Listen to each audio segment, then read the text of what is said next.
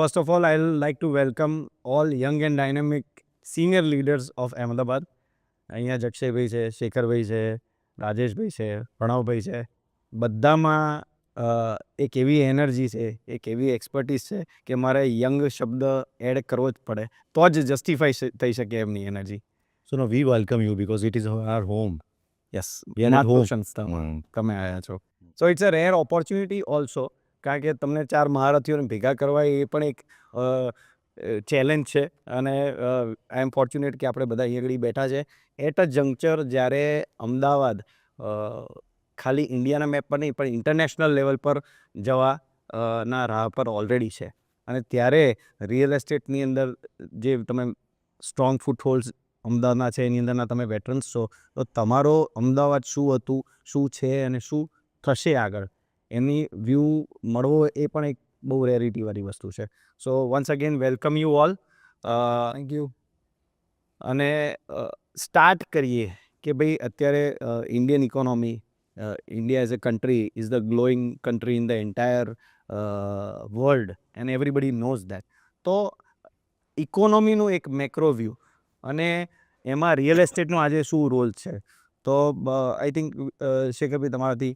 હાલે છેલ્લા 3-4 વર્ષથી મને ટ્રેડમાં એક એકાઉન્ટન્ટ બનાવી દેવામાં આવે છે ઇન્ડિયાના ઇકોનોમી વિશેના. સેફોલોજીસ્ટ છો અમારા કેરાઈના.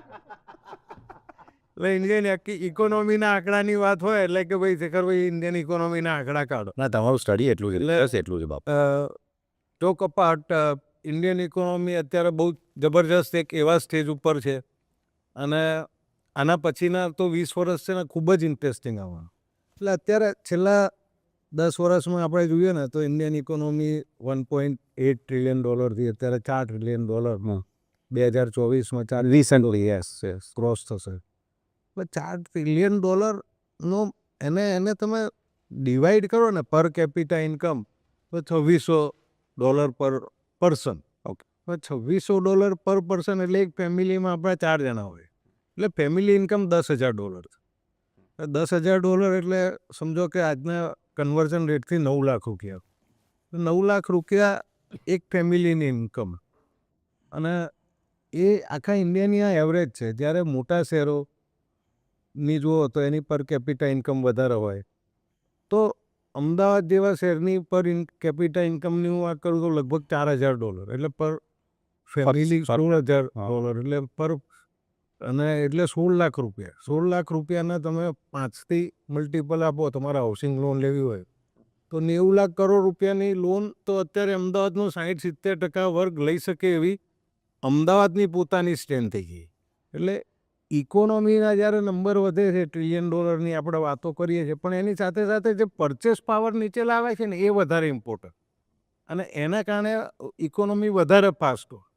ચાઇનામાં અત્યારે આપણે જે સ્ટેજ ઉપર છે ને આ $4 ટ્રિલિયન ઇકોનોમી ઉપર, ચાઇના એક વખતે આપણા સ્ટેજ ઉપર હતું એ લગભગ 95-96ની વાત છે. આ જ સ્ટેજ ઉપર હતું અને પછી ત્યાં આગળ $2,500 પર કેપિટા ઇન્કમ ક્રોસ થયું એટલે હોકી સ્ટિક ઇફેક્ટ ઇકોનોમીનો એક ટર્મિનોલોજી છે, હોકી સ્ટિક. અને એનાથી પછી સીધું એ 2500થી ભાગવાનું ચાલુ કર્યું. આજે ચાઇના $12,000 પર કેપિટા ઇન્કમ છે ચાઇનાની. અને તમે જીડીપીની વાત કરો તો ચાઇનાનો જીડીપી 18 ટ્રિલિયન છે. એટલે અત્યારે અહીંયાથી આપણા 10 વર્ષ જે ચાઇનાએ 96થી 2006-2008 કર્યું એ જ ઇન્ડિયામાં જવા થઈ રહ્યું. તો આવું જ્યારે કોઈ ઇકોનોમી આવી આવે છે સ્ટેટ પર જે આ $2,500 કે છે એ બધી કન્ટ્રીઝમાં આ શરૂઆત થઈ. તમે હિસ્ટ્રી જુઓ ને તો યુએસમાં આવું થયું હતું. ઓકે, યુએસમાં બી $2,250 પછી યુએસ પછી જાપાનમાં થયું, જાપાન પછી કોરિયામાં થયું, કોરિયા પછી, એટલે દરેક કન્ટ્રીમાં એક ફિનોમિના છે ઇકોનોમીનો કે આ હોકી સ્ટિક ઇફેક્ટ બધે આવે છે. ને તમે એ દસકો જોશો ને બધી કન્ટ્રીનો દસકો કે 20 એટલે 20 વર્ષ તો બધામાં થયું છે. એટલે હવે ઇન્ડિયા એ સ્ટેજ ઉપર આપણે પેલું એક કહેવાય ને કે 2001થી એક ડ્રિબલિંગ પિરિયડ, હોકીમાં પેલું ડ્રિબલિંગ પિરિયડ ચાલતો હતો, ડ્રિબલિંગ કરીને આપણે આગળ વધી રહ્યા હતા. અને હવે એક કવ આવી રહ્યો હોય એટલે કવ આપણને ખૂબ ઉપર લઈ જવાનો છે. ઓકે.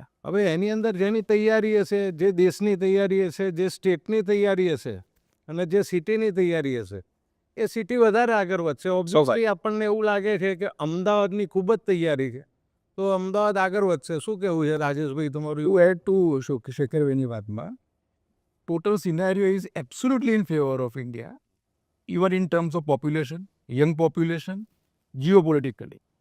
યુરોપ, જાપાન આ બધાની સેક્યુરેટ થઈ ગયેલી ઇકોનોમી, બરાબર છે. ચાઇના જીઓપોલિટિકલી બહુ ફેવરેબલ સિચ્યુએશન પણ નથી વર્લ્ડ ઇકોનોમી સિચ્યુએશન, બરાબર છે. રશિયા અને એની આજુબાજુમાં જે પોલિટિકલ અનસ્ટેબિલિટી છે, એટલે જો ઇન્વેસ્ટમેન્ટ એંગલથી જોવા જઈએ તો ઇન્ડિયાથી વધારે કોઈ ઇન્વેસ્ટમેન્ટ ફેવરિંગ નેશન જ નથી મારી દૃષ્ટિએ on a world map. That is one. Second, ઇન્ડિયાની young population is highest in world right now. એટલે આઈ થિંક શેખરજી correct me if I am wrong, 60 થી 65% લોકો 35 વર્ષની રેન્જમાં છે.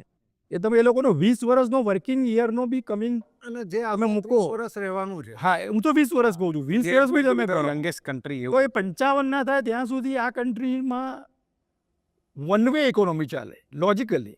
It is nothing but logically. અને બીજું પોલિટિકલ સ્ટેબિલિટી. છેલ્લા જે કોન્સ્ટન્ટ 2 ટર્મથી ને 3 ટર્મથી જે આટલી હ્યુજ મેજોરિટી ત્યાં કોઈ નિર્ણયો સારા લેવા હોય, નિર્ણયો ઇમ્પ્લિમેન્ટ કરવા હોય, તો એ પણ એક બૂસ્ટ આપે છે ઇકોસિસ્ટમને સેટ કરવા માટેની. એક એ પણ બહુ મોટું કેટેલિસ્ટ છે. એટલે no one can ignore Indian economy, no one on world map. So that's why the and વર્લ્ડમાં ક્યારેય એવું નથી બન્યું, ઇન્ડિયામાં તો ક્યારેય નથી બન્યું ઇન્ડિપેન્ડન્ટ થયા પછી, કે કોન્સ્ટન્ટ 4.5 વર્ષ સુધી equity market one way bull રનમાં થાય. વર્લ્ડ લેવલ પર એવું કોઈ જગ્યાએ નથી થયું. નોટ ઇવન યુએસએ કે 4.5 વર્ષ ઇક્વિટી માર્કેટની વન વે બુલી ચાલે. એટલે ધીસ ઇઝ અમેઝિંગ. અને not only growth, the acceleration of growth is fantastic. I will put it that way કે after long years or decades, India is the only common trusted friend in the world. Yes, it's quite This is a great statement because Muslim countries or European, US, China, Southeast, the global South, to become a most trusted common friend is not only a geopolitical statement. It's because of economy, because of how you have managed pandemic, how you have a foreign relationship, diplomacy. Foreign relationship is the word here. Yeah. So this is a great, and apart from that, there are only two. There are many large democracy in the world. It's two, US and India, two great mother of democracy we have. And we have hosted now, we are starting hosting international event, so that is will come up after this topic. But China, I would not compare China and Middle East with India, because China में तो क्या है, रात को आपको मतलब dream आया and then you have started work. Even in Middle East also. Middle East, sorry to interrupt you, Middle East only fossil fuel based economy. Yes, there's no holistic. That's why they are now shifting their stand from just oil to other things. Single અને બીજું એક વસ્તુ હતી ને જે શેખરભાઈએ કહી એનામાં, કે એમણે કહ્યું કે ઇન્ડિયાનું પર કેપિટા ઇન્કમ $4,000 છે અને 4 લોકો છે તો આપણે 16,000 પહોંચે, બરાબર છે. પણ ચાઇનાની 12,000 છે, પણ એમાં 2 કે 3 જ લોકો છે. એટલે આમ જોવા જાઓ તમે તો તમે 12 ના 36 24 થી 36 ની વચ્ચે. એટલે આપણે તો ખાલી આપણી પર કેપિટા ઇન્કમ ડબલ જ થાય ને તો પણ આપણે ચાઇના સુધી પહોંચી જઈશું. True. એટલે એના માટે આપણે કે આટલો બધો સમય જ નહીં લાગે. દેટ ઇઝ વોટ મને એવું લાગે. What investor foreign relation feel પણ એક બહુ is the essence, the soul part is a democracy. If you go and do a business in China, you are not sure whether you are called or you will have enough justice for your business also. અહીંયા જે આપણે સાબિત કર્યું છે ને, because of the political patronization or whatever you have done, જે રાજીવ હમણાં કીધું, that has proved us now as we are going to become Vishwaguru in some of the years. હવે આપણે આપણું મેન્ડેટ કરતા થઈ ગયા. આપણી શૂની સાઇઝ પણ હવે આપણે કરતા અત્યાર સુધી Standardization. US હતા. Yes. I am giving you a small example. From vaccine to shoe size, આપણે આપણા કરતા હવે we have started. And days are not far કે હવે આપણે આપણા પ્રમાણે એરલાઇનના એર ટ્રાફિક રૂલ્સ આપણે ટાઈમિંગ્સ આપણે નક્કી કરીશું. To add to that, no, can you imagine કે 15 કે 20 વર્ષ પહેલા કોઈ બ્રિક્સ નામના ઓર્ગેનાઇઝેશન સિરિયસલી કન્સિડર કરે. Right now BRICS is considered most step. એ જણાવવું જરૂરી છે કે બ્રિક્સ એટલે ખાલી આ 5 કન્ટ્રી નથી, એના છેલ્લા 5 વર્ષમાં કેટલા બધા કન્ટ્રી એમાં જોડાયા. Yes, And there and that is where they are feeling very threatened. US ને જો આઈને કહેવું પડે કે ભાઈ તમારે જો કોઈ બીજી ઓલ્ટરનેટિવ કરન્સીમાં ડીલ કરવાનું નહીં જોઈએ અને મધર ડોલરને જ તમારે સ્ટ્રોંગ બનાવવાનો છે. What does that mean? That mean they are threaten. They are absolutely.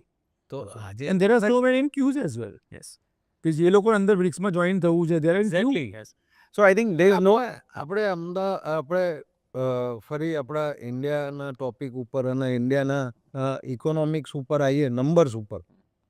હું નંબર ઉપર વધારે બોલતો હોઉં એટલે હું નંબર વારે ઘડીએ લઈ આવું. એટલે આપણે પહેલાં ઇન્ડિયન ઇકોનોમીના નંબર જોયા. હવે રિયલ એસ્ટેટ સેક્ટર જે આપણા બધાનું કોર સેક્ટર છે અને જ્યાંથી આપણે બધા મોટા થયા છે કે આપણું જે સેક્ટર છે આમ જુઓ તો મને તો આ સેક્ટર ઉપર બહુ ગર્વ થાય છે કેમ કે છેલ્લા 15 વર્ષથી કન્ટિન્યુઅસલી CAGR 15% ગ્રોથ કરી રહ્યું છે રિયલ એસ્ટેટ સેક્ટર બરાબર ઇન ઇન્ડિયા. બરાબર આજે 2017માં GDPની અંદર રિયલ એસ્ટેટ સેક્ટરનો શેર હાર્ડલી 1.8%, ના 1.8 to 2%. બરાબર છે. અને જે આપણે વધતા અત્યારે 2024માં 8% આપણો GDPમાં છે. એટલે આમ 8%. સમજો તો લગભગ આપણે 32 લાખ કરોડનું માર્કેટ છે, વાર્ષિક માર્કેટ રિયલ એસ્ટેટનું. એ 32 લાખ કરોડમાં વી ઓલ નો કે 80% ઇઝ રેસિડેન્શિયલ અને 20%માં કમર્શિયલ, રિટેલ અને બીજું બધું Yeah. રિયલ એસ્ટેટના બીજા અંશ આવતા હોય. એટલે 30 લાખ કરોડના માર્કેટમાં 80% રેસિડેન્શિયલ હોય એટલે 24 લાખ કરોડ રૂપિયાનું વાર્ષિક રેસિડેન્શિયલ માર્કેટ છે. અને એની અંદર પહેલાં એવું હતું કે 5 શેરો 7 શેરો કે એને જ કન્સિડર કરતા હતા કે ટોપ main top 8 સિટી. પણ આ જે નંબર છે હું આખા ઇન્ડિયાનો નંબર, અત્યારે ઇન્ડિયામાં આવા ટોપ 8 સિટીની જેમ ટોપ 100 સિટી બી ઉભરી આવે. Yes. જે રીતનું ઇન્ડિયાનું ઇન્ફ્રાસ્ટ્રક્ચર ગ્રોથ થઈ રહ્યો છે આજે હું, જક્ષય, રાજેશભાઈ અમે લોકો ગમે ત્યાં જઈએ છીએ બહારગામ તો ત્યાં metro train, highways, fast trains, bullet trains, આ બધી એટલી બધી ઇન્ફ્રાસ્ટ્રક્ચરની વાતો થઈ રહ્યા કે આ બધા સિટી કનેક્ટ થઈ રહ્યા છે. એટલે ઓવરઓલ ઇકોનોમિક ગ્રોથ ઇન્ડિયાનું જે છે એની સાથે સાથે એને રિયલ એસ્ટેટ છે એ બહુ વધારે બૂસ્ટ આપે. કેમ કે રિયલ એસ્ટેટની કાસ્કેડિંગ ઇફેક્ટ હોય. I am coming to that only. Sorry to interrupt you. એમણે જે કહ્યું પર્સન્ટેજ જે કોટ કર્યા એ પર્સન્ટેજ પ્યોરલી ઇન્વર્ટેડ કોમામાં રિયલ એસ્ટેટના હતા. પણ if you C finance and banking and NBFC તો આખા ઇક્વિટી માર્કેટમાં 33% એનું સ્ટેટ છે. હવે 33%માં રિયલ એસ્ટેટ સ્ટ્રેટ અને રિયલ એસ્ટેટ એન્સરીમાં કેટલા લોકો કેટલા પૈસા આપી રહ્યા? Yes. તેમાં આઈ એમ શ્યોર કે it is more than 50%. Direct. Housing finance, તમારી સિમેન્ટ ઇન્ડસ્ટ્રી, તમને નંબર આપી દઉં પછી you can carry on. Please. Banking જે સેક્ટર છે, finance sector, NBFC, banking and both. I am talking about a finance sector. BFSI. Finance sector એ service sector Yes. Part છે. ઇન્ડિયામાં સર્વિસ સેક્ટર 56% GDPમાં શેર ધરાવે છે અને એ સર્વિસ સેક્ટરમાં હું GDP ને ઇક્વિટી માર્કેટની વાત કરતો હતો. હું ફાઇનાન્સ સેક્ટર છે ને, ફાઇનાન્સ સેક્ટરનો શેર GDPમાં 25 થી 30% છે અને ફાઇનાન્સ સેક્ટરના 20% આપણે ક્લાયન્ટ છે. એટલે ઇનડાયરેક્ટ 6% GDP આપણે ફાઇનાન્સ સેક્ટરમાં, એટલે આપણો રિયલ એસ્ટેટનો ડાયરેક્ટ GDPમાં 8% તો ખરો જ. એ સિવાય ફાઇનાન્સ સેક્ટરના 20% ક્લાયન્ટ આપણે હોઈએ અને એનો 30% GDPમાં શેર હોય તો આપણો 6% થયો ને. So again I am coming there. So that is added on to the 8%. એ જે કોમ્પોનન્ટ છે ઇક્વિટી માર્કેટમાં 33% આનો, એમાં મેક્સિમમ ફોરેન ઇન્વેસ્ટમેન્ટ આવે છે. એટલે ઇનડાયરેક્ટલી આ ફોરેન ઇન્વેસ્ટમેન્ટ એટ્રેક્ટ કરવામાં Real estate has a big. Indirect contribution કઈ ઇન્ડસ્ટ્રીનું છે તેમાં રિયલ એસ્ટેટ જ પહેલું આવે. I am very clear about it. કારણ કે તમે સિમેન્ટ સ્ટીલવાળા એની સાથે આવી જાય, રિયલ એસ્ટેટ ઇટસેલ્ફ આવી જાય. પેલા લોકોને પૈસા આપવા હોય, whether it is a risk money, whether it is a cheap for whatever, એના માટેનો આ જ રૂટ છે. બરાબર છે. એટલે એકચ્યુઅલી શેખરભાઈ મને ક્યાંય આ વિચાર આવતો હોય છે કે એકચ્યુઅલી આને માઇક્રો લેવલ પર આના નંબર્સ, મેં તમને જે આ વાત કરી ને કે તમે NBFCમાં જે આ પર્સન્ટેજ કીધા, તો આજે હાઉસિંગ ફાઇનાન્સ હોય કે ડાયરેક્ટલી રિયલ એસ્ટેટમાં હોય, સ્પેશિયલી અમે થોડા વખતથી બોમ્બેમાં ઇન્વોલ્વ થયા એટલે મને આ જોવા મળ્યું કે પછી આપણે અમદાવાદના ટોપિક પર ત્યારે હું એ વાત કહીશ કે ફોર્મલ ઇકોનોમી સાથે અમદાવાદ સિટીનું રિયલ એસ્ટેટ મારી દૃષ્ટિએ બહુ જ ઓછું સંકળાયેલું છે. આપણે બધા જ અહીંયા ઇન્ફોર્મલ ઇકોનોમીથી રિયલ એસ્ટેટ સપોર્ટ થઈ રહ્યું છે. By informal economy it's a broad definition. No, but this is the beauty of this business is a perfect Very blend low. of manufacturing service industries. It is. There are very few industry or very few sectors. It gives job to blue collar and white collar both. Yeah. અને શું છે કે after agriculture is a second largest. અને એગ્રીકલ્ચરમાં પણ agriculture is seasonal employment છે. આપણે around the year હોય round the year activity ચાલતી. and more than 300 industry depend કરે છે. So what he's saying કે that we have proven and also not skill and unskill both. So sectors become we have 70% or અમારું આપણું rural area છે 30 to average 35% urban areas. But we support both. Very few industry can do that. after agriculture or કદાચ આપણે કદાચ આવનારા 10 yearsમાં if we can combine real estate and construction together કદાચ આપણે આગળ નીકળી જઈશું. બરાબર. વેરી ઇન્ટરેસ્ટિંગ કે એમનો જે આંકડો છે ને જે અત્યારના 8% કે છે ને જીડીપીમાં આપણું contribution within next 20 years gonna be 15% of GDP. Where GDP is gonna be also like from 4 trillion to maybe 15 trillion or 20 trillion. એટલે તું એ પ્રમાણે તમે જોવા જાવ તો કેટલું મોટું contribution huge. It's a very serious contribution. કે પ્રણવભાઈ એમાં એવું છે કે 24માં છે અપ ટુ આપણે જે અત્યારે નંબર છે એના પ્રમાણે રિયલ એસ્ટેટ સેક્ટર જે અત્યારે $0.3 trillion છે એ 2030માં $1 trillion થવાનું છે. 2035માં $1.4 trillion થવાનું અને જ્યારે આપણે વિકસિત ભારતની વાત કરીએ છીએ કે વિકસિત ભારતમાં ઇન્ડિયાનું જે જીડીપી છે ઇન્ડિયાનું જીડીપી 28 એટલે 25 થી 30 કરોડ બિલિયન ડોલરની વચ્ચે છે. એ વખતે real estate sector itself $5 trillion થવાનું છે જે જે આજની ઇકોનોમીમાં મોટી મેસિવ હવે તમે નંબર્સને એકવાર બાજુમાં મૂકો ને તો what real is industry now not to the public media or as a whole ecosystem પ્રમાણે. So you have now RERA in picture and we have now post RERA almost 5-6 years. કેટલા થયા sir? We are there. Hardly any issues of post RERA. It's like a era before RERA, era after RERA. Yes. બરાબર છે. So faith has come not only from the customer but the financial institutes, banking, public at large. જે બિઝનેસમાં faith આવે ને તમે equity market જોયું હશે કેવી રીતે આખું એનું રિવેમ્પ મારે એક ઇક્વિટી પર એક મસ્ત હા. કમ્પેરિઝનનો તમારો વ્યૂ લેવો છે. Trust factor. હવે ટ્રસ્ટ આવી ગયો એન્ટ્રી એક્ઝિટ પ્રમાણમાં હજી ક્યાંક થોડું એ છે એ પણ હવે ધારો કે ધીરે ધીરે જો With time સ્ટેમ્પ ડ્યુટી રેશનલાઇઝ થઈ જાય સો ધ મોસ્ટ સૌથી વધારે જે કહેવાય કે જે ખતરો હતો કે જે સૌથી વધારે પ્રોબ્લેમ રિયલ એસ્ટેટનો that was a trust factor. Second after RERA now the organise sector. Look at Ahmedabad નહીં look at India anywhere. Now every day and out this sector has become more organized day by day. It is day by day. So commitment from the developer, financial institute એટલે એ business આપણે આ બધી શેખરભાઈએ વાત કરી કે રાજુભાઈ કે પ્રણવભાઈએ વાત કરી કે ગ્રોથ છે નંબર છે પણ જો ગ્રોથ અને નંબર હોય પણ જો ટ્રસ્ટ ફેક્ટર કે ઓર્ગેનાઇઝેશન આખું સેક્ટર ના હોય તો પછી એમાં મિસમેચ થાય. So this is a fragrance in the gold કે right time growth GDP political patronisation stability and to add this the banking reforms, tax reforms, RERA reforms, trust factor. So entire bouquet of. Yeah.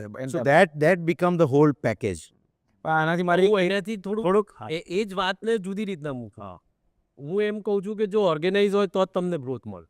Of course સાચી વાત છે. ગ્રોથની જોડે organise sector તો જોઈએ પણ તમે organise નહીં થાવ તો તમને ગ્રોથ મળશે જ નહીં. તમે બહુ ઇમ્પોર્ટન્ટ પોઈન્ટ કીધો અને વી આર એટ અ જંકચર કે ઇક્વિટીનો એ હું કમ્પ્લીટ કરું કે we are at a very important juncture જે રીતે શેખરભાઈએ કીધું એમાં તમે ઓર્ગેનાઇઝ હશો તો જ તમે આ મોમેન્ટમનો બેનિફિટ લઈ શકશો. આપણે ઓર્ગેનાઇઝ છીએ એટલે જ આ એક્ઝેક્ટલી થવાની જરૂર છે જ વધારે organise. What we are we have to be better than that I mean પણ મને આ આપણે ઇક્વિટી ને માર્કેટની ને જીડીપીની વાત કરી મારે એક બહુ બેઝિક ક્વેશ્ચન છે પણ તમારા ચારે જણના વ્યૂઝ જોઈએ છે કે એસેટ ક્લાસની વાત કરીએ તો રિયલ એસ્ટેટ ઇક્વિટી અને gold they are the most safest and CAGR long term ગ્રોથની દ્રષ્ટિએ આ ત્રણ એસેટ ક્લાસની જ they form 95% or 98% of the investment portfolio over the world અને એનો ડેટા પણ છે આપણી પાસે. તો હું તો હંમેશા એવું કહું છું કે real estate is the number 1 data class કારણ કે ઇક્વિટીમાં ફોર એક્ઝામ્પલ રિલાયન્સનો શેર મારી પાસે નહીં હોય તો ચાલશે, પણ રિલાયન્સ ને રિયલ એસ્ટેટ વગર નહીં ચાલે. એટલે રિયલ એસ્ટેટ વગર કોઈને ના ચાલે. તો it is the number 1 asset class. તમારો શું વ્યૂ છે ઇન ધીસ વ્યૂ? એટલે એસેટ ક્લાસ જોવા જાવ ને તો it has got direct effect of your age also. તમે જુદી જુદી એજે તમારો એસેટ ક્લાસ બદલાતો જાય. Selection of your asset class. બરાબર છે. એવું નથી કે હું દરેક વખતે રિયલ એસ્ટેટને જ ચૂઝ કર્યું. ઓકે.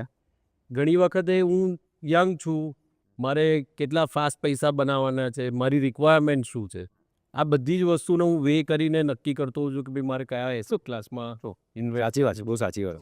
એટલે પણ એમાં રિયલ એસ્ટેટ એટલું ઇમ્પોર્ટન્ટ છે કારણ કે દરેક જણને ઘર તો જોઈશે જ, એક્ઝેક્ટ. કામ કરવા માટે ઓફિસ તો જોઈશે, એક્ઝેક્ટલી. ધંધો કરવા માટે ઇન્ડસ્ટ્રીયલ એરિયા તો જોઈશે જ. એટલે real estate is focal basically. બીજા બધા એસેટ ક્લાસમાં લોકો જાય છે, બહાર નીકળે છે, જાય છે, બહાર નીકળે છે, જરૂરિયાત પ્રમાણે. એટલે જેમ જેમ એજ પ્રમાણે તમે આગળ વધતા જાઓ છો એમ એમ તમારી રિક્વાયરમેન્ટ બદલાતી જાય છે. રિક્વાયરમેન્ટ બદલાતી જાય છે એટલે તમે એ એસેટ ક્લાસને છોડીને બીજામાં જાઓ છો. એટલે આ એક વસ્તુ છે ને એ બહુ સમજવા જેવી છે. Real estate is focal of everything. હા, રિયલ એસ્ટેટ આ બધામાં કોમન આવે છે. યસ. તમે એમ જોવા જાઓ તો Yes. કે ભાઈ કોઈ પણ માણસને જોઈશે તો ઘર તો જોઈશે જ. પછી ભલે ને એ રેન્ટ કરતો હોય. મારું માઇન્ડસેટ એવું છે, આજના યંગસ્ટર્સનું માઇન્ડસેટ એવું છે કે મારે હું EMI ભરીશ પણ મારે I don't want to have the hassle of managing my asset real estate. Rather I would just spend money somewhere else. Yes, we are seeing બરાબર છે. એ માઇન્ડસેટ છે પણ એને રિયલ એસ્ટેટ જોઈએ છે પણ એને રેન્ટ પર આપવા માટે કોકે તો ઇન્વેસ્ટ કરેલું જ છે એમાં. હા. એ કદાચ આપણા જેવા હશે કે ભાઈ ચલો આપણે એક આખું બિલ્ડિંગ બનાવીને રેન્ટ પર આપી દીધેલું છે તો એમાં પછી બધું ચાલ્યા કરે. એ કદાચ ઇન્કમ જનરેટ કરતા હોય. ઇન્કમ જનરેટ કરે છે પણ પેલાની રિક્વાયરમેન્ટ એમાં સેટિસ્ફાય થાય. ટ્રુ. હું આને થોડુંક અલગ રીતે જોઉં છું. આ તો પ્રણાની વાત તો બહુ સાચી છે. I think particularly in this century આપણે બધા જ આપણે બધા શું કહેવાય ને નેચરલ કેલેમિટીઝ બધી જોઈ લીધી આપણે. Particular after pandemic the real estate has become a first time in life as a social security, not social status. It is not an investment option. It is social status, social security. Social security શું કે તમે I need a home, વધારે આપણે હું બધું જ પછી કરીશ લાઈફમાં, મારી savings be I do afterwards. First thing first, હોમમાં પછી શું થયું પોસ્ટ પેન્ડેમિક? બાલ્કની, સારી સ્પેસિફિકેશનવાળો room, work from home. Work from, this need. આ વસ્તુ છે ને પર્ટિક્યુલરલી આ 5-7 વર્ષમાં ચેન્જ. ઓફકોર્સ આપણે છે ને what we do always we compare, જે તમે અત્યારે ક્વેશ્ચન પૂછ્યો હતું કે એસેટ ક્લાસમાં કોણ. તો દેર આર, પ્રણવે કીધું કે there are age wise, priority wise બધું ઉપર નીચે થવાનું છે. બરાબર છે? કરેક્ટ. બધું the first time in life or history it has become a social security. Yes. કે મારે પહેલાં ઘર તો પહેલાં લોકો શું કરતા હતા, સોનું લઈને મૂકી રાખે, જમીન લઈને મૂકી રાખે કે ભાઈ મારે ડોટરના મેરેજમાં કામ આવશે, થોડું FD મૂકી રાખે, થોડા શેર બજાર મૂકી રાખે. It was option for asset class and investment. So this real estate હવે લોકો અલગ રીતે લોકો જોવે છે. આજે આવ્યું છે આમાં જે ફ્યુઅલ અપ થયું છે ને એ પોસ્ટ પેન્ડેમિક બી છે. How we have deal and now the requirement શું છે લોકો. તમારી વાત એકદમ સાચી છે. આપણે ક્રેડાઈમાં પેન્ડેમિકમાં બધું ઓપન થયું પછી પહેલું ફંક્શન હતું ત્યારે CM આવ્યા હતા, ત્યારે હું ઓપનિંગ રિમાર્ક્સ મારી હતી તેમાં હું બોલ્યો હતો કે the best medicine for COVID is staying in the home. So real estate અર્થક્વેકમાં મેડિસિન. નહીં, અર્થક્વેકમાં લોકો નીચે આવીને રહ્યા, ફ્લડમાં લોકો ઉપર જઈને ગયા, અને આમાં લોકોને ઘરમાં રહેવું. એક જ એવી નેચરલ કેલેમિટી કે લોકોને ઘરમાં જ રહેવું છે, અને એ પણ સારી રીતે રહેવું છે. એટલે એસેટ ક્લાસમાં કેવું છે કે આમ નંબર વાઇઝ જોઈએ તો ઇન્ડિયામાં એસેટ ક્લાસ એટલે ઇન્ડિયન ઇન્વેસ્ટમેન્ટ પાય. હા. એમાં જે મેઇન 3 એસેટ ક્લાસ જે તે કયા, એમાં real estate is 50%. Gold is somewhere around 5 to 6%. Okay. અને ઇક્વિટી ઇઝ 12%. ઓકે. અને બાકી જે પર્સન્ટેજ બચે છે એ બધા નાની અલગ અલગ સેવિંગ્સમાં ને બધું. સેવિંગ્સના અને તેના બધા. એટલે ઇન્ડિયામાં એસેટ ક્લાસમાં 50% તો રિયલ એસ્ટેટ છે જ. હવે મેઇન વસ્તુ સમજવાની એ છે કે ઇન્ડિયાનું 80% પોપ્યુલેશન, મોટાભાગનું જે 20% પોપ્યુલેશન એટલે હું HNI અને એનાથી ઉપરના લોકો એ બાકીના 20માં, પણ જે મેજર 80% પોપ્યુલેશન છે ને એની મોર દેન 80% વેલ્થ. ઓકે. તમે ગમે તેનું ચેક કરી લો, અહીંયા ઉભેલાના બી બધાનું ચેક કરી લો, આપણા 5 સિવાય, એની 80% વેલ્થ ઇઝ રિયલ એસ્ટેટ. કેમ કે એનું એક ઘર હોય કે દુકાન પેડ હોય કે ઓન હોય ગમે તે. ગમે તે, પણ સાચી રેન્ટેડ હોય તો એના ગામમાં ઘર હોય, ઓફકોર્સ ખેતર હોય. એટલે ઇન્ડિયાના 80%થી વધારે લોકોનું એસેટ ઇઝ રિયલ એસ્ટેટ. અને 80% asset, not 10%, not 50%, not 60%. 80% asset is real estate. એકદમ સાચી. જે અને ઇન્ડિયામાં છેલ્લા 30 વર્ષમાં 1990માં ત્યારે મનમોહન સિંહ અને Narsinh Rao as a prime minister, Narsinh Rao અને મનમોહન સિંહ ફાઇનાન્સ મિનિસ્ટર, હું તો એને ઇન્ડિપેન્ડન્સ ત્યારે જ કહું છું. ઓકે, 750માં રિફોર્મ્સ મેજર ઓપન અપ કરી ઇકોનોમી. ફાઇનાન્શિયલી ઇન્ડિપેન્ડન્ટ ઇન્ડિયા 1990 પછી થયું. અને ઇન્ડિયાનો ગ્રોથ કે ઇન્ડિયાની એજ બી ગણવી હોય ને તો હું તો આજે 75 વર્ષ નથી ગણતો. હું તો અત્યારે 35 વર્ષ ઇકોનોમિક્સ વાઇઝ. ઇકોનોમિક્સ હોય. એટલે જ મેં યંગ સિનિયર્સ જોડે બેઠા. 35 વર્ષ ઇકોનોમી ઇન્ડિયાની 1990માં ઉડી ને 1990 પછી ચાલુ થઈ. પણ એ તમે એ વખતે જુઓ ને કે હાર્ડલી આપણું અમદાવાદ શહેર જ જુઓ, તે વખતે હાર્ડલી તમારે 500 ગાડી હશે આખા શહેરમાં. અને એ બી ક્યાં કોઈ મિલ માલિક પાસે હશે, તમારી હતી, અમે તો બધા સાયકલ પર જ ફરતા કોઈ હતા. ઇન્ડસ્ટ્રી ઓનર્સ પાસે હશે કે એવા બધા પાસે. આજે તમે જુઓ કે તમારી ઓફિસમાં જે માણસો કામ કરવા આવે છે 50%થી વધારે લોકો કાર લઈને. યસ. એટલે જે ઇન્ડિયાનો ઇકોનોમીનો ગ્રોથ થયો છે, પેનેટ્રેટ થયો છે નીચે સુધી. અને એ કેમ પેનેટ્રેટ થયો નીચે સુધી? કેમ કે આ બધાની પાસે કંઈક ને કંઈક ઇનહેરન્ટ પ્રોપર્ટીઝ હતી. આજે તમે એમ કહો છો કે ગામનો ખેડૂત છે, ભણ્યો નથી, પણ એની પાસે પ્રોપર્ટી હતી તો એની પાસે 100 કરોડની એસેટ છે આજે. એટલે એક એસેટ ક્રિએશન જે કર્યું છે લોકોનું, કે જે થયું છે એ રિયલ એસ્ટેટે કર્યું છે. અને બીજું migration. Coming to your question કે વિચ ઇઝ, તું એવું પૂછવા માંગતો હતો કે which is a better investment class. એટલે જે પરણાવે જવાબ આપ્યો એની એક્સટેન્શનમાં હું વાત કરું તો મારું પર્સનલી એવું માનવું છે કે if someone want certain kind of liquidity તો એને ઇક્વિટીમાં જે પૈસા રાખવા પડે. Because in real estate liquidity is not possible. It is T+1 now. પહેલાં તો T+2 હતું. Transaction +1 is a liquidity in market. બરાબર. પણ you can not compare as a investment real estate and equity. Okay. Because that's why the name is real estate. The real estate is the real thing. Europe આખું જ્યાં પૈસાવાળું થયું તો ત્યાં બધે મોનાર્કી હતી. આખા યુરોપમાં એક્રોસ યુરોપ મોનાર્કી હતી. Why they become so rich? They become because of the real estate. All the kings, બ્રિટનના જે રાજા રાણી હતા, they are real estate holder of the entire England. Yes. And they are into it, so they also would like to go in some other countries and acquire a real estate. They are become most rich by the real estate. Commonwealth. Yes. એટલે real estate જે પણ છે એ investment class નથી. Real estate is something completely different. Your question is pertaining to that for the liquidity, then one must invest in a liquidity also, whether it is equity or a gold, whatever. But the real estate is something very different.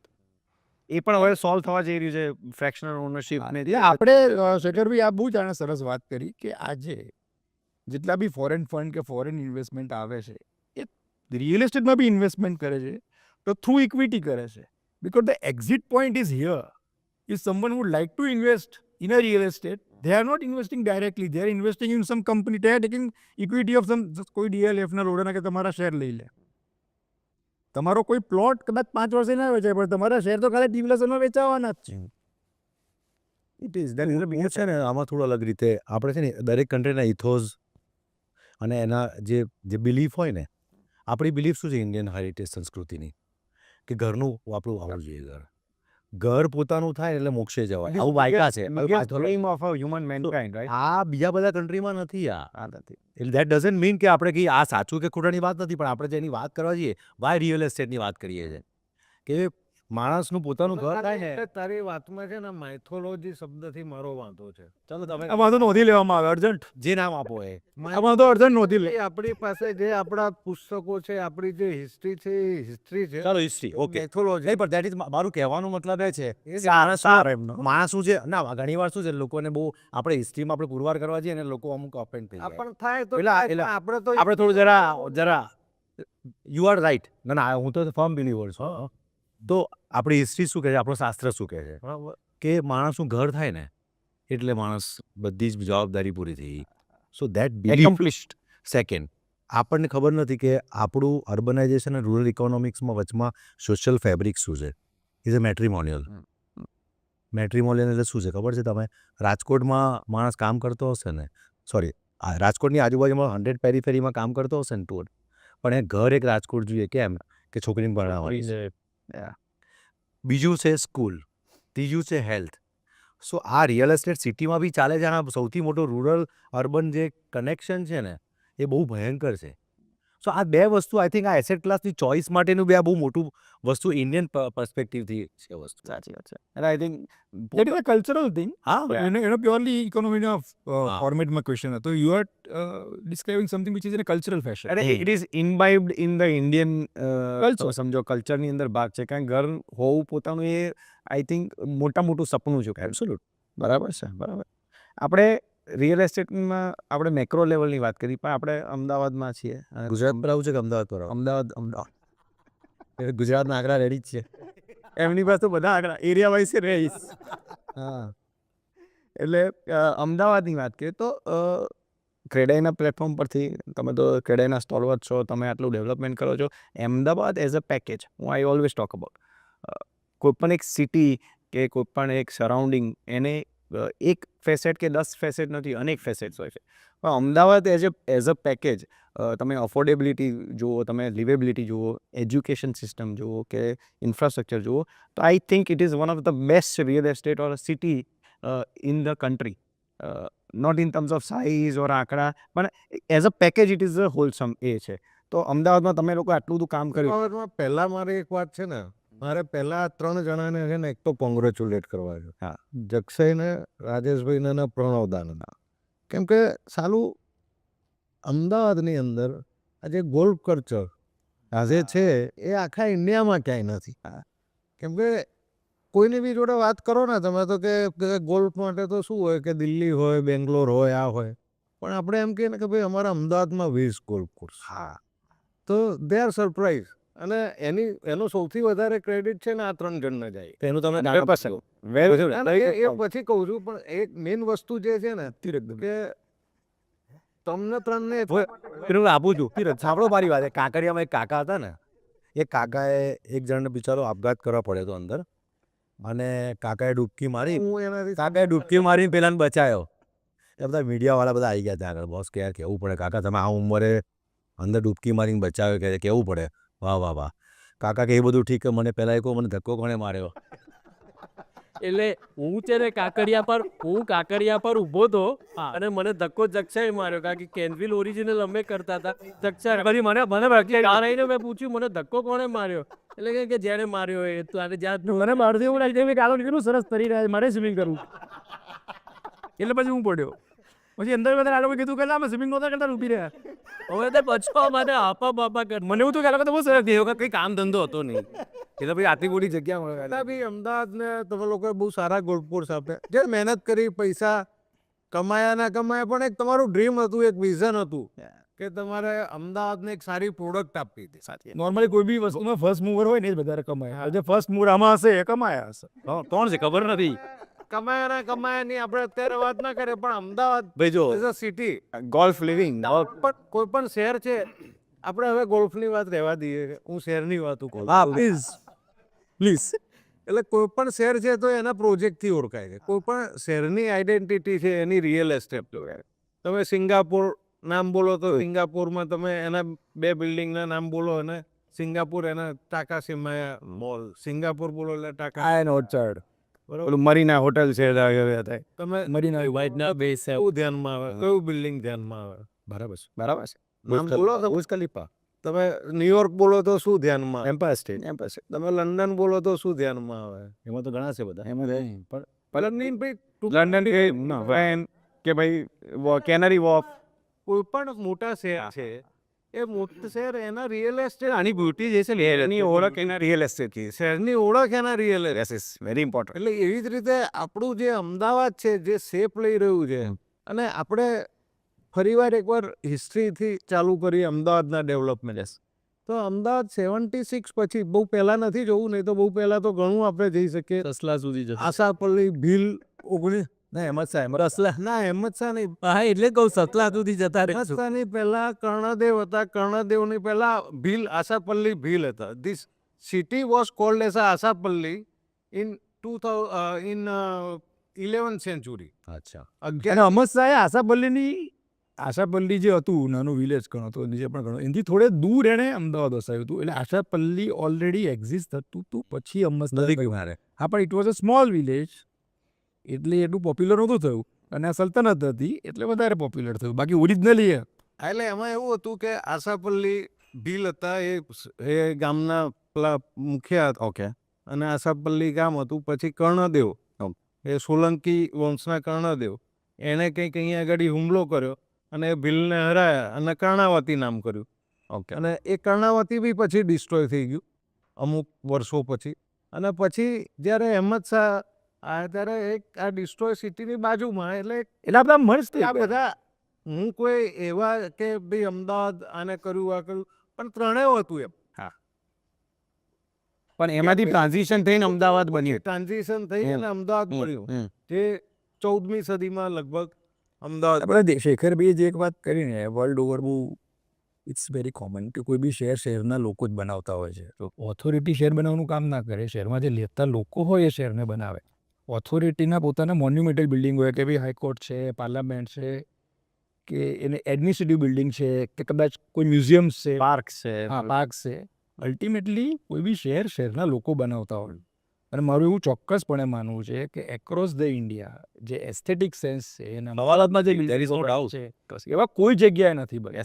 It is not because I want in boat of here in Ahmedabad, it is my બરાબર. Neutral observation. શેખરભાઈ 100%. બરોબર. બરાબર.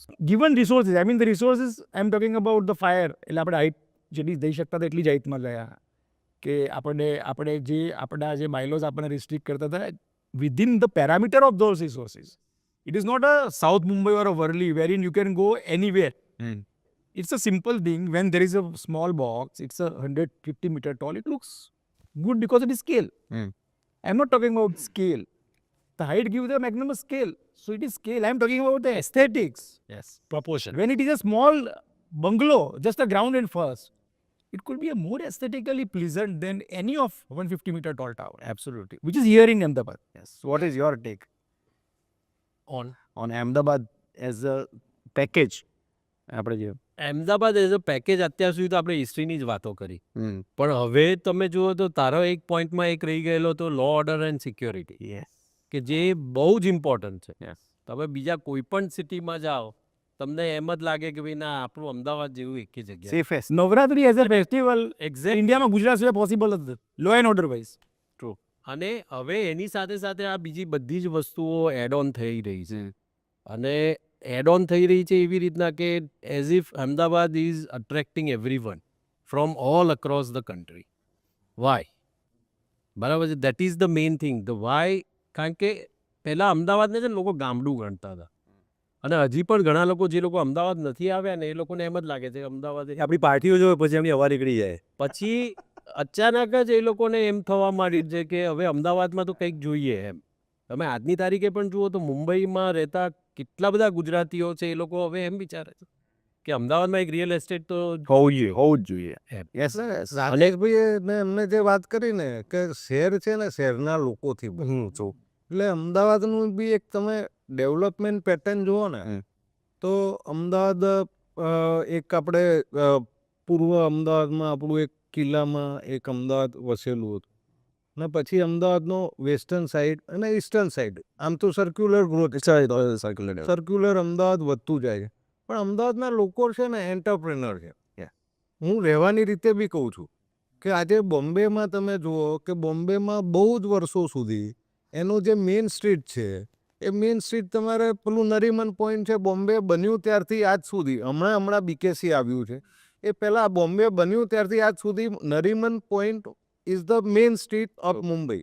એવું જ દરેક બીજા શહેરોમાં જુઓ તો બેંગ્લોરમાં જુઓ તો ગાંધી રોડ છે, એમજી રોડ ને એમરી રોડ છે, પૂનામાં બી એમજી રોડ છે, એ બધાની વર્ષોથી એક જ મેઇન સ્ટ્રીટ છે. જ્યારે અમદાવાદ કેવું છે કે પહેલાં અહીંયા આગળ બહુ વર્ષો પહેલાં જો તો એક રિલીફ રોડ માણેક ચોક સૌથી પહેલું તો તમે રેડની વાર કરતા હતા રિલીફ રોડ. હાલે રિલીફ રોડ હતો. એ રિલીફ રોડ પછી તમારે આશ્રમ રોડ થયો. આશ્રમ રોડથી ચેન્જ થયું અને આશ્રમ રોડથી સીજી રોડ આવ્યો. CG road SG road. હવે આ જે ટ્રાન્ઝિશન જે છે, રિલીફ રોડથી આશ્રમ રોડ આવ્યું ને આશ્રમ રોડથી સીજી રોડ. સીજી તારી એજમાં તને સીજો રોડથી એસજી રોડનું ટ્રાન્ઝિશન સમજાશે કે બીજા લોકો જે બી સાંભળતા હશે એ લોકો હા તારા યંગ એવું સાંભળ્યું હતું કે 75 પૂરા થવાના છે તો એને માણેક ચોક ખબર હોય. એટલે એ તે સીજી રોડથી તમારું એસજી રોડનું ટ્રાન્ઝિશન થયું કે આશ્રમ રોડથી સીજી રોડનું. આશ્રમ રોડથી સીજી રોડનું ટ્રાન્ઝિશન થતાં લગભગ તમને જુઓ તો 15 વર્ષ થયા હશે. હવે 2090માં સીજી રોડ પિકઅપ થવાનું ચાલુ કર્યું. આશ્રમ રોડ ટુ 80sમાં લિવાઈ ટુ ઇન્ટરપ્ટ યુ પડે કે પર્સનલ રોડ પર એકચ્યુઅલી અમારે બધાની ઓફિસ સીજી રોડ પર હતી. આમની પેલામાં હતી સમુદ્રમાં હતી. અમે લોકો તાલીમમાં બેસતા હતા. પછી બધા એસજી હાઈવે પર આવ્યા. તો એસજી હાઈવે પર એમની અત્યારે એસજી હાઈવે પર છે, એમની બી એસજી હાઈવે પર છે, મારી બી એસજી એમની આમની બી ત્યાં પરિમલ ગાર્ડન હતી. નાવ આઈ થિંક વી કરો એ કેમ હું એ જ સમજાવવા માંગુ છું કે આજે મારી ઓફિસ આના પહેલાં મારા ફાધરે કરી હતી એ રિલીફ રોડ ઉપર હતી. અમે રિલીફ રોડથી સીજી રોડ મૂવ થાય, વચ્ચે આસામ રોડ મિસ કરી ગયા. એટલે પછી સીજી રોડથી પછી રાજેશભાઈએ કહ્યું ને કે જે HNIs છે એ લોકોએ પહેલાંના ઘર મૂવ કર્યા કે ભાઈ આ બાજુ જે મેઇન 2 સોશિયલ ક્લબ બની કે ભાઈ કર્ણાવતી ક્લબ બની, રાજપથ ક્લબ બની. એટલે એ લોકો પહેલાં મૂવ થયા એસજી રોડની ટ્રાન્ઝિશન થયું. એટલે એ લોકો મૂવ થયા એટલે એની પાછળ એમની કોર્પોરેટ ઓફિસીસ, કમર્શિયલ સ્પેસીસ એ બધું એસજી રોડ ઉપર 2000 શરૂ થયું. પણ હવે તમને એક ઇન્ટરપ્ટ કરું છું કે તમે મુંબઈ સાથે કમ્પેર કરીને માટે કે મુંબઈ અને આની કમ્પેરિઝનમાં થોડું એવું છે કે મુંબઈ એસેન્શિયલી લેન્ડલોક હતું. આપણે ત્યાં 2 વસ્તુ લેન્ડલોક નહોતું અને ટીપી સ્કીમની જે મિકેનિઝમ હતું આજે આઈ એમ સોરી જક્ષણ વધારે ખ્યાલ હશે કે ઇન્ડિયા લેવલ પર એટલું બધું સ્ટ્રોંગ એન્ફોર્સેબલ નથી. એ બી એનું મોટું કારણ છે. આર સિટી હોરિઝોન્ટલી ડેવલપ થવામાં To answer your question in a and infrastructure as well. confined way માં હું કહું કે અમદાવાદ પોઈન્ટર્સના ફોર્મમાં કે ફૂલ કર્મા જે કહેવાય ને ફૂલ કર્મા. હા, ગુજરાત 1960માં બોમ્બે લઈ ગયા એ લોકો તે, અને ત્યારથી Gujarat was never in a competition or contention with the Bombay or another, because હું મોટો ભાઈ બાજુમાં હોય ને એટલે ઇટ્સ ઓલવેઝ. અને પોલિટિકલ પેટર્નાઇઝેશનમાં 1 કે 2 કે 3 એવા જ મોટા લીડર આવ્યા કે જે ગુજરાતનું આગળ લઈ જાય, વેરી ફ્યુ. એ આપણે બાજુમાં મૂકીએ. સો અમદાવાદને છે ને there is no natural barrier, સમુદ્ર, ખાડી કે લાંબા પટ્ટા એવું નથી. એટલે ગ્રો કરવા માટેની ઇનફ જગ્યા, ઓર્ગેનિક ગ્રોથ Land. થાય sir. There is no political barrier like NCRમાં યુ હેવ હરિયાણા સ્ટેટ. એટલે ઓથોરિટી વાઇઝ જે રેગ્યુલેશન કરવું છે પોલિટિકલ બેરિયર બી નથી. બરાબર છે. Now coming to the real estate business, જે પ્રણવે કહ્યું લો એન્ડ ઓર્ડર સૌથી મોટી વાત છે. Social infrastructure, health. અત્યારે લોકો મેડિકલ ટુરિઝમ માટે અહીંયા આવે છે. Electricity hardly 5 minutes a year power failure. આ લોકોને કહીએ છીએ ને કે અહીંયા જનરેટરની દુકાન જ નથી તો લોકો નવાઈ લાગે છે. Quality of air compare to અત્યારે તો થોડી ડિટરેટ થાય પણ કમ્પેર ટુ અધર સિટીઝ તો we are far better. Third, the blend, જે શેખર બી કીધું, ધ બ્લેન્ડ બિટવીન હિસ્ટોરિકલ એટલે મોડર્ન અને હેરિટેજ. આપણું only one heritage city in the India, in the country. UNESCO. આપણી પાસે કલ્ચર છે, આપણી પાસે અહીંયા આગળ લિવિંગ હેરિટેજ છે. કોઈને બેસાડ્યા નથી એટલે ત્યાં આગળ લોકો રહે છે ને પોતાની એ કરે છે. એટલે લોકો શહેરમાં આવે છે, બંને વસ્તુ જોઈ રહ્યા છે. બરાબર. હવે construction material, cement, steel, grit, કપચી, ટાઇલ્સ, આવું એક જ પેકેજ તું લોજિસ્ટિક રીતે જોવા જાય ને ઇન્ડિયામાં તો લગભગ નથી. સાઉથમાં તો રહેતી જ નથી કદાચ, ઘણીવાર એવું થાય તમને.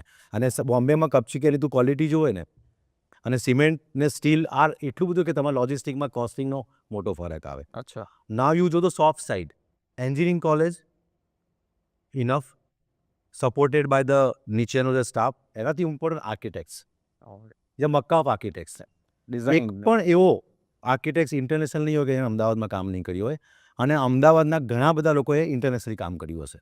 સો આમાં શું છે, ઇટ્સ નોટ અબાઉટ કે તમે કોઈ ટાઉનશીપમાં દુબઈમાં કિંગે 2000 એકર જગ્યા આપી દીધી ને લોકો અહીંયા આવી જાય. પોતાની જે રાજુએ વાત કરી કે સિટીનું પોતાનું એક કલ્ચર હોય, સિટીની પોતાની એક સ્ટ્રેન્થ હોય, એ આવે છે. બીજું મહાજન, ટેક્સટાઇલ. આજે આપણે તો નાનાથી મોટા થઈને આટલા સારા બિલ્ડિંગ જોયા, આપણે ઇન્સ્પાયર. આ બિઝનેસની બ્યુટી શું છે? It gives beautification and employment together. બીજું છે air connectivity, air strips, port, private ports, road connectivity and now DMIC and જે પ્રણવે કીધું કે Ahmedabad Mumbai bullet train. I am coming to infrastructure. So that will be એટલે અમદાવાદ તે છે કે કોઈ પેકેજ તરીકે ને આટલા બધા આપણી પાસે ઇન્ગ્રેડિયન્ટ્સ અને આપણું ડિઝર્વિંગ છતાં આપણે કેમ નતા આવ્યા? One of the most is political of course to be very frank. અને બીજું કે આપણે બોમ્બેની કોઈ દિવસ કમ્પેર કરી શકીએ એવું વિઝન જ ના આવ્યું. આપણે એક મિસ કરી IT બસ, જે હવે આપણે આના પછીમાં આવીશું કે કેમ હવે આપણે આગળ જઈ રહ્યા છે. સો this is a perfect package, જે બધું જ હતું પણ કોઈ દિવસ ફોર ફ્રન્ટ પર અગ્રેસિવમાં આવી હતું, કારણ કે આપણે ખાલી સ્પૂન ઇકોનોમી હતી. સ્પૂન ઇકોનોમી ઇઝ વોટ કે C0નો રિલીફનો પૈસો CG રોડ, CG0નો પૈસો આસામ રોડ. છેલ્લા 10-15 વર્ષથી એટલે એવું નથી. The dynamic There are a lot of people coming up from outside. Yes. Outside Gujarat also and outside country also. True. એટલે it's become within the Gujarat is number one. મને ખ્યાલ હશે કે દર વર્ષે આ બધા જે આજુબાજુના બીજા ગામ છે ગુજરાતના, ઇન્ક્લુડ્સ રાજકોટ કે મહેસાણા, એમાંથી કેટલો ઇન્ફ્લક્સ આવે છે. It's massive urbanisation organisation. Massive થઈ રહ્યું છે. સાચી વાત છે. એ ઇન્ફ્લક્સની વાત ફરી આંકડો કહી દઉં એનો તમને, તમારે એના ઉપર તો વાત કર્યું ભાઈ, એના ઉપર તમારે આગળ બોલવું હોય તો અમદાવાદમાં અત્યારે અમદાવાદ મ્યુનિસિપલ કોર્પોરેશનના સેન્સેસ આપણા હતા 2011માં થયો. એ વખતે 50 લાખ 55 લાખ પોપ્યુલેશન, 85 લાખ. અત્યારે 82 લાખ ઇઝ ધ સેન્સસ. 23 એન્ડમાં 82 લાખ અમદાવાદ મ્યુનિસિપલ કોર્પોરેશન ને અમદાવાદ અર્બન અગ્લોમરન કહેવાય છે, એમાં 1 કરોડ. એટલે અમદાવાદ એટલે 1 કરોડના પોપ્યુલેશન વાળું શહેર છે. કેરીઓ બરાબર. એટલે અને એન્યુઅલ કેટલો છે એ બી જરા પ્રકાશ પાડો. 3% ગ્રોથ હશે. 3%. હા, એમાં અર્બનાઇઝેશન કેટલું થાય છે, that is what is point is કે ગામડાઓમાંથી હવે આજની તારીખે આપણે એમ સમજતા હતા કે ભાઈ 30%થી 35% અત્યારના અર્બનાઇઝેશન છે આપણા સિટીઓનું.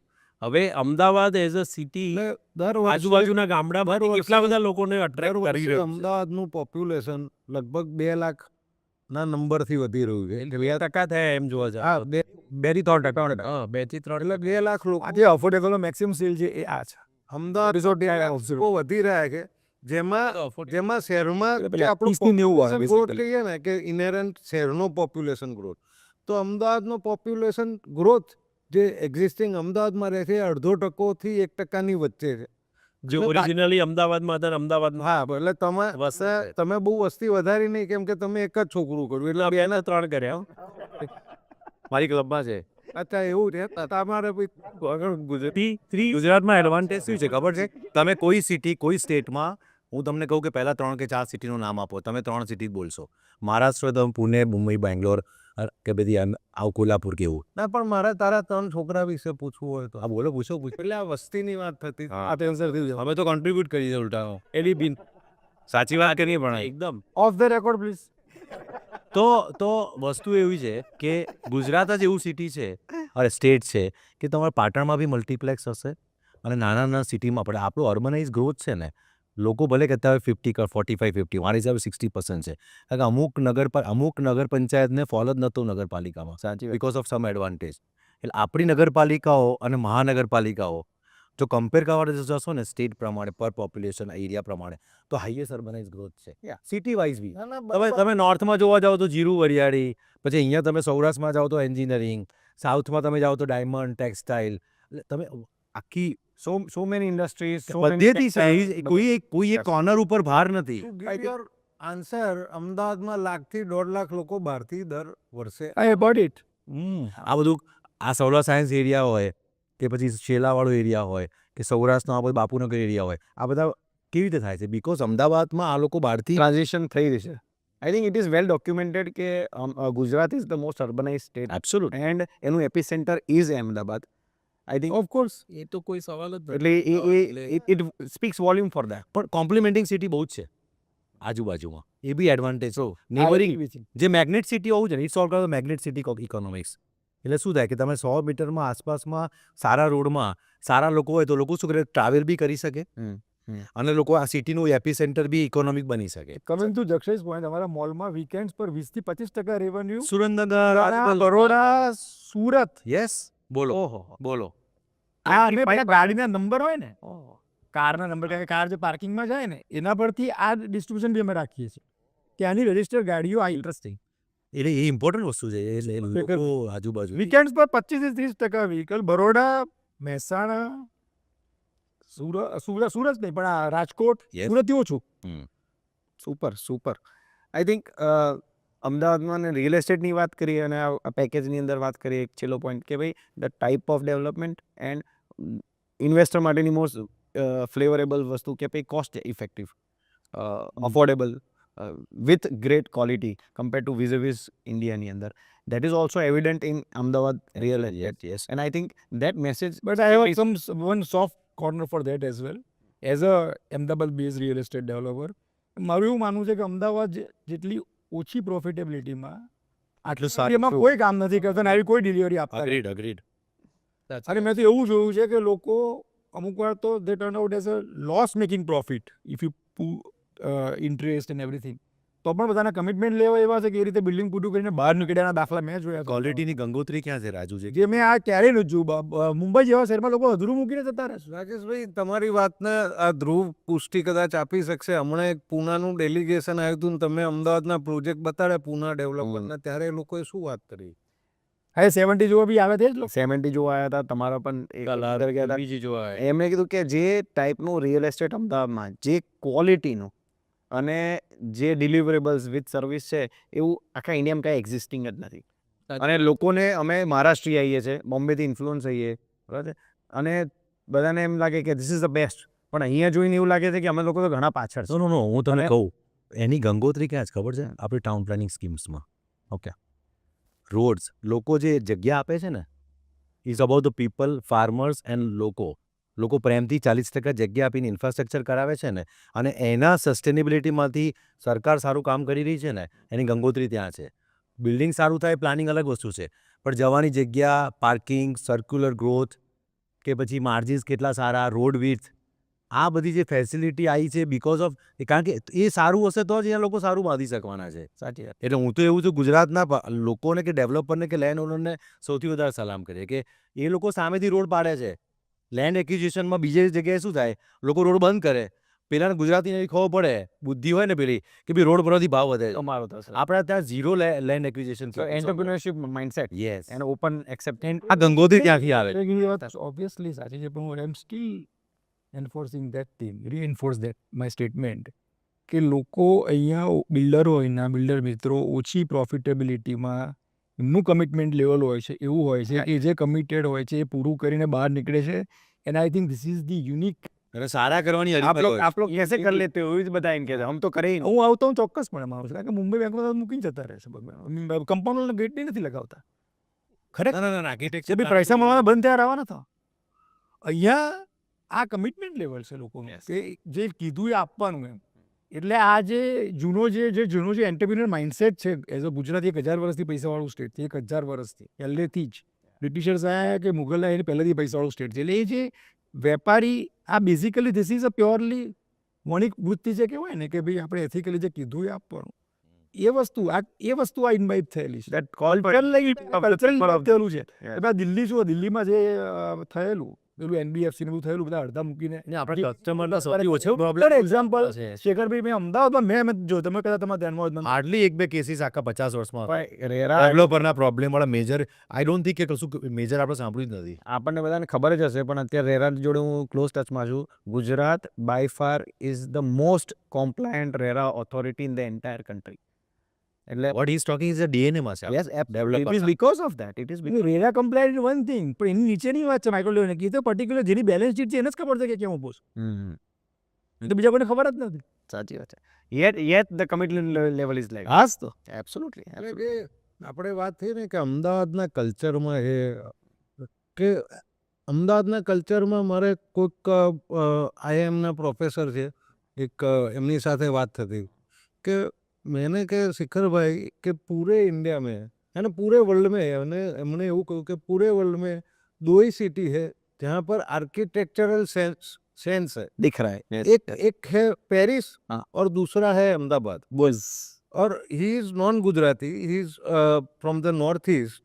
फिर I was surprise to know આપણે તો આર્કિટેક્ટ છે નાનપણથી જોતા આવેલા છે કે અમદાવાદનું એટલે આપણા માટે ગીવન છે પણ કે આવું આર્કિટેક્ટ બીજા શહેરોમાં નથી. સાચી વાત. એટલે આ પહેલો હું કે વર્લ્ડમાં બે સિટીને નંબર આપું, એક પેરિસને આપું ને સેકન્ડ નંબર અમદાવાદના. Very well said. વેરી પછી મેં કીધું આનું કારણ શું? એટલે એણે એવું કહ્યું કે અમદાવાદના લોકો પહેલાથી જ એ લોકોની architectural sense, people of Ahmedabad as a very good architectural sense. Yes.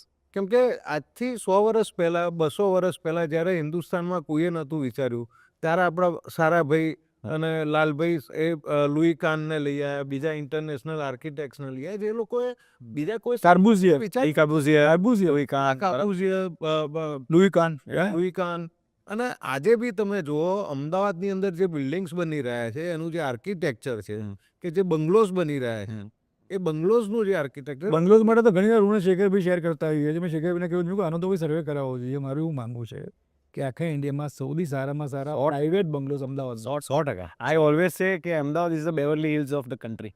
હા, આટલા agree ટાઈપ with ઓફ જે મેન્શન લેવલના કે ક્રિએટિવ એટલે એ કેમ થાય છે કે આપણામાં આર્કિટેક્ચરલ સેન્સ છે.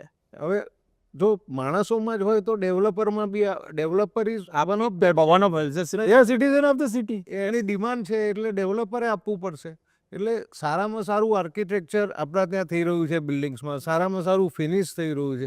એટલે ડેફિનેટલી રાજેશભાઈએ કહ્યું એ પ્રમાણે કોસ્ટ મારે આજે મારી રાજેશભાઈથી સારું બિલ્ડિંગ બનાવવું છે કે જક્ષયભાઈથી, કાં તો એક અમદાવાદને શોભે એવું મારે બિલ્ડિંગ બનાવવું હોય તો મારે સારો ખર્ચો કરીને સારું હેલ્ધી કોમ્પિટિશન છે, સારું આપવાની હરીફાઈ છે. યસ. એટલે એટલા માટે આપણે વેપારી છીએ કે ભાઈ હું 100 રૂપિયાનો વેપાર કરું, મને 10-20 રૂપિયા મળે, પણ 100 રૂપિયાનો વેપાર હું એમાંથી 50 રૂપિયા કમાવાની જગ્યાએ હું 1000 રૂપિયાના વેપારમાંથી કમાઈ 200 રૂપિયા કમાઈ. કમાઈ લઈશ. યસ. એટલે આપણે એના ઉપર ફોકસ કરીએ. ના, અને વેપારી વૃત્તિ જે છે ને કે ભાઈ ચાલ આમાં ઓછું કમાય, આ સારું કરીશું તો આવતામાં ગુડવિલ.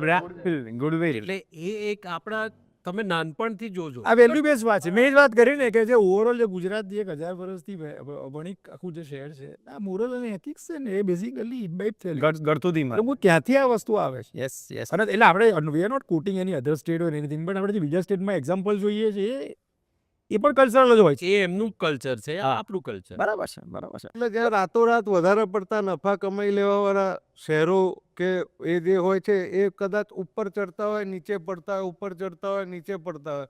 જ્યારે અમદાવાદ તમે વર્ષોથી જુઓ, ગુજરાતી ભાષામાં ગુજરાતી ભાષામાં આપણે જો ઘરાકની વાત કરીએ તો દુઃખીમાં દુઃખી ઘરાક અમદાવાદનો છે, રિયલ એસ્ટેટની વાત કરીએ તો. બાકી આપણે બધાએ નોઈડા, દિલ્હી, મુંબઈ એ જોયેલું જ છે. દુઃખીમાં દુઃખી ઘરાક ઇન્વર્ટેડ કોમામાં કસ્ટમર એ અમદાવાદ શહેરમાં છે રિયલ એસ્ટેટ. કેવી હા, એટલે દુઃખીમાં દુઃખી કે એમાં કોઈ છે નહીં નહીં, સોય સુખીમાં સુખી. જો રે મેં કહ્યું કે દુઃખીમાં એટલે આને કે સૌથી ઓછો સફર હશે એ રીતે કહેવા માંગુ, સોરી માય મિસ્ટેક, કે ત્યાં બધા અધૂરા મકાન છોડી. હું એકવાર તમે ગુજુ લોજિક સાંભળેલું પછી કહું. ઠીક છે, જેપી તમે જો જેપીના કેટલા અધૂરા પ્રોજેક્ટ છે, બધાના પૈસા ઘૂસી ગયા. અમદાવાદના એવા એક્ઝામ્પલ કેટલા છે? નથી. છે જ નહીં. છે જ નહીં. No, હું તો બીજી રીતે કહું છું. Ahmedabadi developer is, or Gujarat developer is the most resilient developer in the world. Okay.